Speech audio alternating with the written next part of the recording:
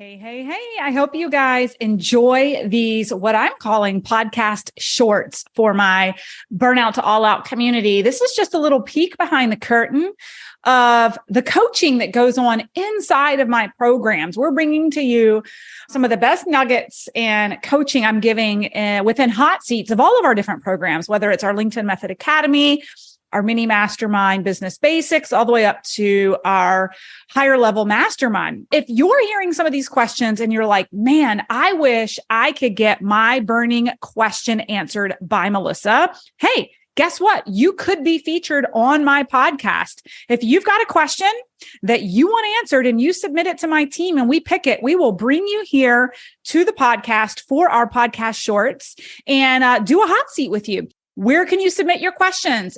Send them to teamburnout2allout.co. We'll make sure we drop that in the show notes for our podcast shorts. And I hope that you guys find as much value in these shorts as our clients do inside the program. Need some effective tactical advice that actually helps you get results and makes a real difference in your life and business? You've come to the right place. If you're finding yourself here today, it means you're getting ready to gain serious traction in your business, rapidly multiply your income and impact, and you're ready to make it happen while living all out. Guys, I'm Melissa Hinault, your trustworthy corporate dropout turned six-figure business burnout turned happy and healthy CEO of a multi-million-dollar online business. And you're listening to the Burnout to All Out podcast. On this show, we're serving up innovative growth strategies, simple implementation methods to put them into practice, and action-stimulating inspiration tailored specifically for the modern entrepreneur. Let's dive in.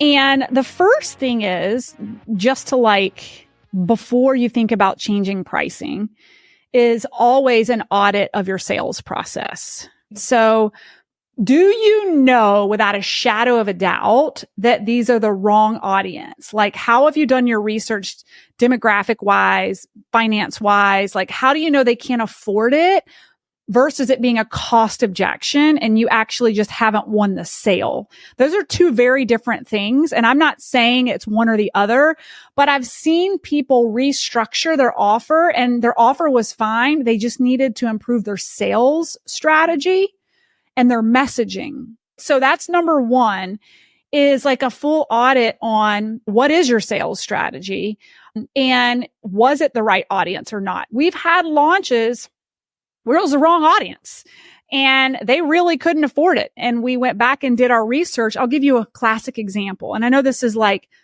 different scale, but it's the same story. With our January, we got a cease and desist from LinkedIn in November of last year that told us we could no longer use the word LinkedIn in the names of our programs because they owned that name and it was trademarked. And we were like, okay, whatever. We'll just change our marketing to Lead Gen instead of LinkedIn. We'll just market the Lead Gen Academy. And so in January, we went to market with specifically Lead Gen instead of LinkedIn. And we didn't really think about it. We just thought, well, we're like a known commodity now. Like people know us. This is me with my head in a hole, forgetting that, well, we're going for an audience that doesn't know us, Melissa. Like that's the whole goal of growing. And we had one of our most dismal closed carts in the past 6 launches. Like I would say almost half the sales we anticipated in January. I could have burned my offer. There's a number of things I could have done, but we ended up doing a ton of research and looking at the data. And where we landed was that it was a marketing malfunction, that the word, and this kind of goes back to branding 101, that one of you that I talked with you about branding on, you're going to be like, you just told me to use like a very specific thing. And I'll tell you what we did to fix it. But what we found is that the word Lead Gen alone attracts a more foundational client who's looking for getting started in the first place to get leads. What we found is a lot of people in our January launch where we got massive cost objections were people who didn't have a business or were starting their business from scratch with like absolutely no momentum and not really knowing what their offer was. And was very different than our previous launches with clients who had a little bit more of an established business, a little bit more of an idea of what their offer was, and they were looking to expand their lead generation. Just follow me on this story for a second. What we realized was the words after Lead Gen Academy were very important to qualify the lead. We went back in March and in our marketing, we called it the Lead Gen Academy. But what was in even bigger, bolder words, but was not attached to the name of our company was LinkedIn. Okay. So we put bold, and nothing we could get in trouble with LinkedIn because we weren't naming our program. You can use it as a descriptor anywhere you want, right?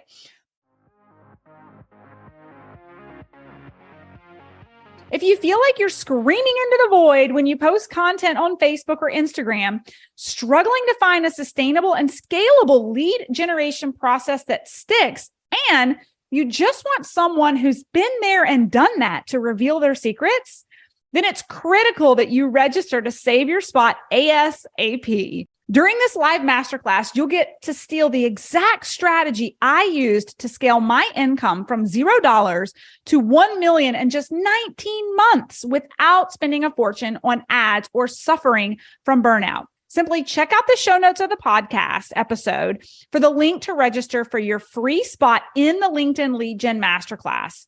And don't worry, even if you miss a couple of days or you can't make it to all the training sessions, we'll deliver the replays directly into your inbox daily so you can watch them on your own time. All you have to do is make sure you sign up for the masterclass before registration ends.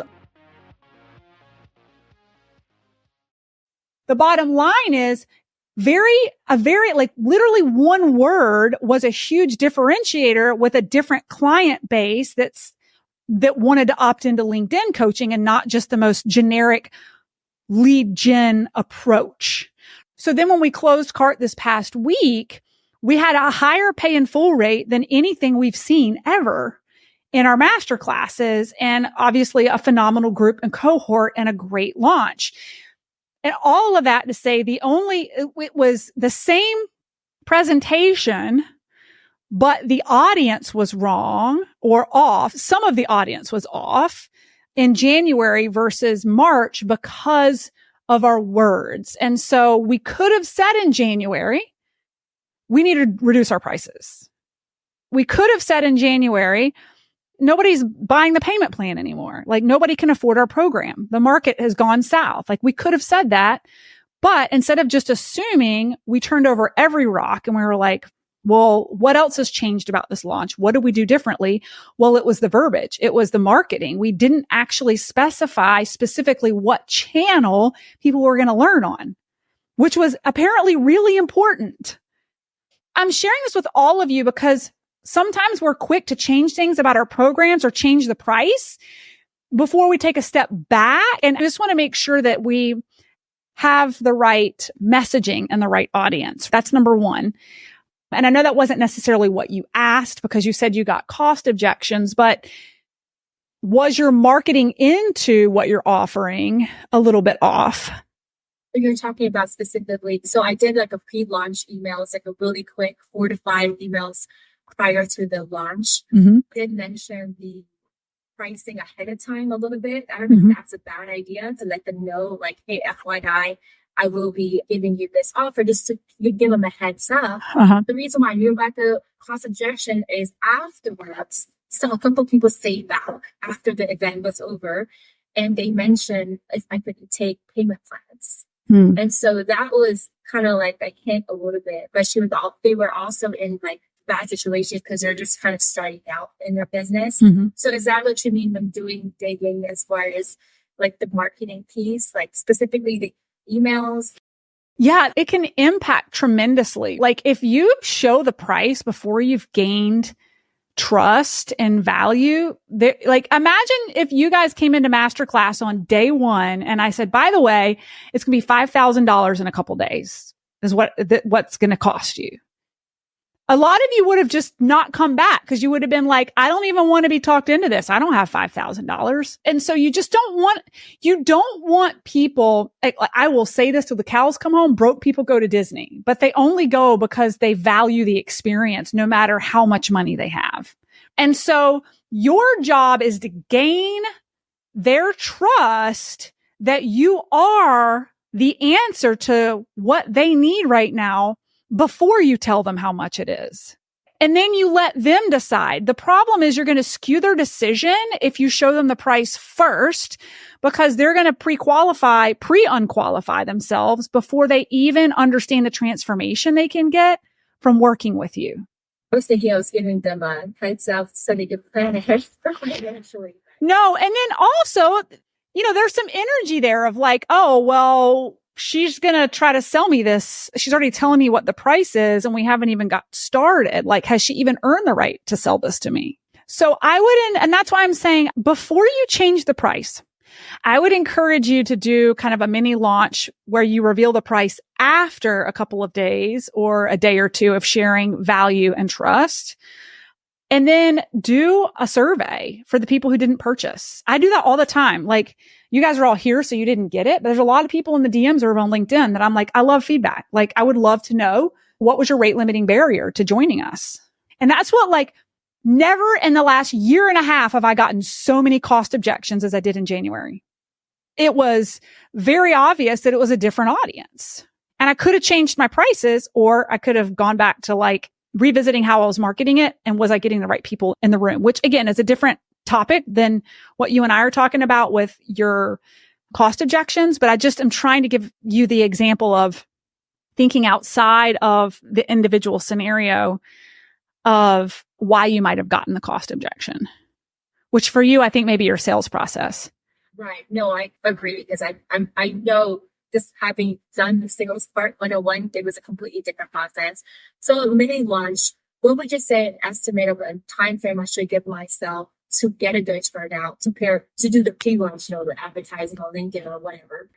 I typically recommend 3, because the first week you're really kind of good. And then, the final 2 weeks you're really ramping up. We always do a 3-week runway. And really with organic, you can have a 5-week runway. But here's the thing. When I say 5 weeks, the first 2 out of 5 are more like authority, thought leadership, like really focused on this one category that you're going to be selling later. So I don't necessarily mean register in those first 2 out of 5 weeks. It's more like for instance, you'll see in my content over the next couple of weeks being really heavy around business and not LinkedIn. Why? Because in 3 weeks, we're going to have a business masterclass. But so those first couple of weeks, it just may be really heavy in the value of what you're going to then, those last 3 weeks, be inviting people into. Does that make sense? And then last question regarding launch, because it's summer and everyone's going to be off for school. I'm thinking it's probably not a good idea to launch in the middle of summer. Guess which month of the year has been our highest launch month 2 years in a row? July. What I have learned is early summer is not good because it's chaos. Kids are out of school. Everybody's letting their hair down. Late summer does not work well either because you're getting your kids back to school. You're getting your last vacations in. I have found right after the 4th of July, those last couple of weeks in July are money. And I think it's because it's a little bit slower, especially depending on who you're marketing. Like entrepreneurs tend to work a little bit lighter in the summer, or at least I do. The first half of my year it's been insane. And what's keeping me sane is looking at my calendar for the summer. And so there's a sweet spot in July that I have found. We have the highest conversion rates, the highest show rates, the highest sales 2 years in a row. Yeah. So that's my biased opinion, but don't straddle the beginning or the end of the summer. That's not good. Thanks guys so much for listening in on today's podcast episode. And I can't wait for you to see my upcoming guest in the next episode. You are going to love this keynote speaker. Hey, here's the deal. If you liked this, please subscribe and leave a review. And you want the latest online business growth strategies and exclusive LinkedIn pro tips sent straight to your phone? Text the word update to 704-318-2285. That is, text the word update to 704-318-2285. Can't wait to see you guys. Come find me over on Instagram, LinkedIn, Facebook, wherever you like to hang. I cannot wait to hear how you are enjoying and applying what you're learning. You guys reach out to me over on social because I love hearing what's resonating with you. When you reach out to me and you send me those personal DMs, they really do impact the content I continue to bring forward to you. So again, come find me, Melissa_Hinault over on Instagram, Melissa Hinault over on LinkedIn and Facebook. Can't wait to see you guys over there.